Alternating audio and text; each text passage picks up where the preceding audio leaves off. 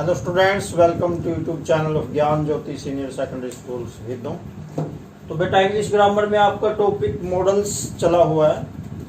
तो आज मॉडल्स की लास्ट वीडियो है और पहले सारे मॉडल्स आपको डिटेल में बताए हुए हैं। बस दो ही मॉडल बचे हैं, यूज्ड टू और डेयर।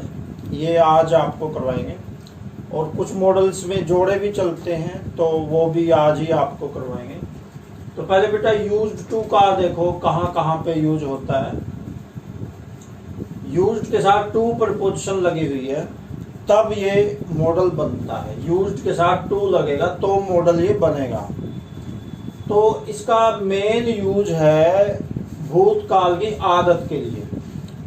भूतकाल पुरानी आदत कोई हो किसी की तो उसके लिए यूज्ड टू का इस्तेमाल होता है। जैसे my grandfather used to go for a walk daily. मेरे दादाजी रोज सैर के लिए जाया करते थे। चाहे वो अच्छी आदत है चाहे बुरी आदत है, उससे हमारा संबंध नहीं है। हमने तो ये देखना है कि यूज्ड टू कब लगेगा। जैसे he used to smoke in his youth. कोई बुजुर्ग है और वो पहले धूम्रपान करता हो, बीड़ी सिगरेट पीता हो, तो उसके लिए ये ऐसे बोलना हो तो ऐसे बोलेंगे used to smoke in his youth. Used to smoke in his youth. वह अपनी जवानी में धूम्रपान किया करता था, बीड़ी सिगरेट पिया करता था। एक बेटा इसका इस्तेमाल है किसी भूतकाल की नियमित क्रिया के लिए। हालांकि ये और ये मिलते जुलते ही हैं। तो नियमित क्रिया जैसे रिपीटेड एक्शन इन पास्ट। तो जैसे ये है example, she used to play tennis in school. वह स्कूल में टेनिस खेला करती थी। भूतकाल की आदत है, यानी उसकी ऐसी क्रिया थी, उसकी डेली का रूटीन था। पुराना डेली का रूटीन अगर बताना हो, डेली रूटीन पहले का अगर बताना है कि मैं ये करता था पहले, वह ये करता था, तो उसके लिए यूज्ड टू आता है। यहाँ पे वुड भी आ सकता है। ये पहले वुड के यूजेस में भी आपको बताया था। My grandfather would go for a walk daily. यहाँ पे वुड भी आ सकता है भूतकाल की आदत के लिए। तो एक एक जगह पे कई कई मॉडल्स आ सकते हैं। एक देखो बेटा, ये अलग नई चीज आपको सीखने को मिलेगी। किसी आदत का आदी होना। पुराने टाइम में या अब भी किसी आदत का आदी है कोई, उसके लिए भी यूज्ड टू आता है। लेकिन उसके लिए बेटा दो शर्तें हैं। उसमें यूज्ड टू से पहले इज आर एम आएगा।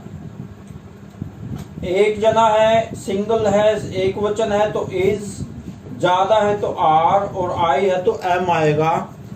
और अगर पहले की आदत का आदि बताना है तो वाज और वर आएंगे, यानी हेल्पिंग वर्ब्स आएंगी, वाज और वर। एक जना है तो वाज, ज्यादा है तो वर आएगा, आई है तो भी वाज आएगा। एक शर्त तो ये है, इससे पहले हेल्पिंग वर्ब आएगी, इज आर एम या वाज वर। प्रेजेंट की है, इस समय की है तो इज आर एम आएगी। पहले की आदत का आदि है तो आदि था तो वाज वर आएंगे। और उसके बाद दूसरी शर्त है, फर्स्ट फॉर्म के साथ आईएनजी आएगा। जैसे एग्जाम्पल से सही आप समझेंगे। कोई भी नियम है वो एग्जाम्पल से सही समझ में आता है, अकेले नियम से बात नहीं बनती। जैसे एग्जाम्पल देखो, he is used to drinking. वह शराब पीने का आदी है, यानी उसकी आदत है, डेली ड्रिंकर है, डेली पीता है वो। He is used to drinking. कभी कभार पीने वाला वो अलग चीज है, लेकिन वो तो डेली पीता है तो उसके लिए he is used to drinking. तो उसके लिए इज यूज्ड टू, वह डेली पीता है शराब। जैसे I am used to getting up early in the morning. कभी कभार नहीं, मैं रोज सुबह जल्दी उठने का आदी हूं। I am used to getting up early in the morning. तो बेटा देखो, रोज ये नए नए सेंटेंसेस आपको करवाए जाते हैं। सिर्फ सेंटेंसेस ये भी आप अगर आप समझ लो अच्छे तरीके से, ये भी अगर आपको आ जाए तो आपको इंग्लिश स्पीकिंग में बहुत हेल्प मिलेगी। आगे नेक्स्ट देखो, he was used to smoking when he was young. जब वह जवान था तो वह धूम्रपान किया करता था। धूम्रपान का आदी था, किया करता था नहीं, आदी था। Was used to. अब यहाँ पे देखो फर्क देखो बेटा, अगर वाज नहीं लगाते हैं, he used to smoking when he was young, इसका मतलब वो जब वो नौजवान था तो वह धूम्रपान किया करता था। तो इसका मतलब कभी कभार ना भी करे, यानी करता था, जनरल बात बताई है। आदी नहीं था या था उसके लिए मतलब नहीं है, लेकिन अगर आदी था, डेली रेगुलरली करता हो तो वाज आएगा आगे। He was used to smoking when he was young. जब वह नौजवान था तो धूम्रपान का आदी था। आदी होने का मतलब रेगुलर, डेली उसको नशा चाहिए, डेली उसको सिगरेट बीड़ी हुक्का चाहिए। और अगर वाज को हटा दे, he used to smoking, इसका मतलब आदी तो नहीं था लेकिन कभी कभार भी पीता था, तो वाज यहां से हट जाएगा, ही यूज्ड टू स्मोकिंग। और वाज लगाने का मतलब वो डेली करता था ये काम, डेली आदी था। तो आगे नेक्स्ट देखिए बेटा, लास्ट मॉडल है डेयर। डेयर का मतलब होता है साहस। तो साहस प्रकट करने के लिए ही आता है, इसका एक ही यूज है, बहुत ज्यादा इसके यूजेस नहीं है बाकी मॉडल्स की तरह। जैसे एग्जांपल्स देखिए, he dare not ask me a question, not के साथ आते हैं मोस्टली। वह मुझसे प्रश्न पूछने का साहस नहीं कर सकता। प्रश्न पूछने का मतलब ये है कि क्यों, किंतु, परंतु, वो होता है प्रश्न, दूसरे उस टाइप का नहीं कि कोई डाउट है वो पूछना, वो अलग चीज है। तो यहाँ पे वो है किंतु परंतु, क्यों, कि ऐसा क्यों हुआ, ये क्यों हुआ, आपने ऐसा क्यों किया, उस टाइप के क्वेश्चन की बात है यहाँ पे। जैसे और देखो, हाउ डेयर यू से सच ए थिंग, तुम ऐसी बात कहने का साहस कैसे कर सकते हो, यानी ऐसी बात क्यों कही तूने ये। तो ये बात इंग्लिश में बोलनी हो तो हाउ डेयर यू से सच ए थिंग। ये कई नाटकों और फिल्मों में भी आपने सुना होगा, हाउ डेयर यू ऐसे कहते हुए, ऐसे डायलॉग्स आपने सुने होंगे, हाउ डेयर यू, इस टाइप के। She dare not insult you, वह तुम्हारी बेइज्जती करने का साहस नहीं कर सकती, यानी कर ही नहीं सकती वो तुम्हारी बेइज्जती। हाउ डेयर यू टीज हर, तुम उसको परेशान करने का साहस कैसे कर सकते हो।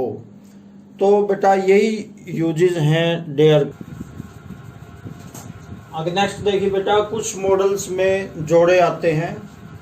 तो ये देखो, मे और माइट का सो दैट के साथ जोड़ा आपको बताया हुआ है। सो दैट से पहले अगर फर्स्ट फॉर्म है, ये शर्त बताने के लिए होता है। डिटेल आपको पहले करवाई हुई है, जब मे और माइट के यूजेस आपको करवाए थे उस टाइम बहुत डिटेल में आपको बताया हुआ है, पिछले वीडियोस में ये बताया हुआ है। तो मे से जैसे सो दैट से पहले फर्स्ट फॉर्म है तो मे आता है, और सो दैट से पहले सेकंड फॉर्म यानी पास्ट इंडेफिनिट टेंस है, सेकंड फॉर्म, तो माइट आता है। और रादर के साथ वुड का जोड़ा है, जैसे he would rather die than beg, rather के साथ वुड आता है। लेस्ट के बाद शुड आता है, चेतावनी देने के लिए, जैसे work hard lest you should fail, lest के बाद शुड आता है। और ये साइन ऑफ एक्सक्लेमेटरी है, अगर ये लास्ट में आ जाए तो मे आता है। लेकिन इसमें एक एक्सेप्शन भी है, कई बार मोस्टली तो 95% तो मे ही आता है, लेकिन कभी कभार कल्पना, कोरी कल्पना में वुड भी आता है, जैसे would that I were A millionaire, would that I were the president of America. कोई लेटा लेटा अगर कल्पना कर रहा है, काश मैं अमेरिका का राष्ट्रपति होता तो ये करता वो करता। तो ऐसी स्थिति में पीछे साइन ऑफ एक्सक्लेमेटरी तो आता है, लेकिन वुड आता है उससे पहले। तो थोड़ा सा आपने देख लेना है कि साइन ऑफ एक्सक्लेमेटरी है तो कल्पना है तो वुड आता है। हालांकि उस टाइप के सेंटेंसेस एग्जाम में बहुत कम आते हैं, मे के ज्यादा आते हैं। और अगर आशीर्वाद दिया है तो मे आता है, विश प्रकट की है, आशीर्वाद दिया है, साइन ऑफ एक्सक्लेमेटरी पीछे है तो मे आता है। तो ये आपके जो मॉडल्स हैं इनके नियम कंप्लीट हो गए हैं। मैं उम्मीद करता हूं कि आपको ये कंप्लीट समझ में आ गए होंगे सारे। तो आज की वीडियो में इतना ही रहेगा। चैनल बेटा जिसने भी सब्सक्राइब अभी तक नहीं किया चैनल को जरूर सब्सक्राइब कर ले और बेल आइकॉन का बटन भी दबा दें। तो अभी इस वीडियो में इतना ही रहेगा। Okay, thanks.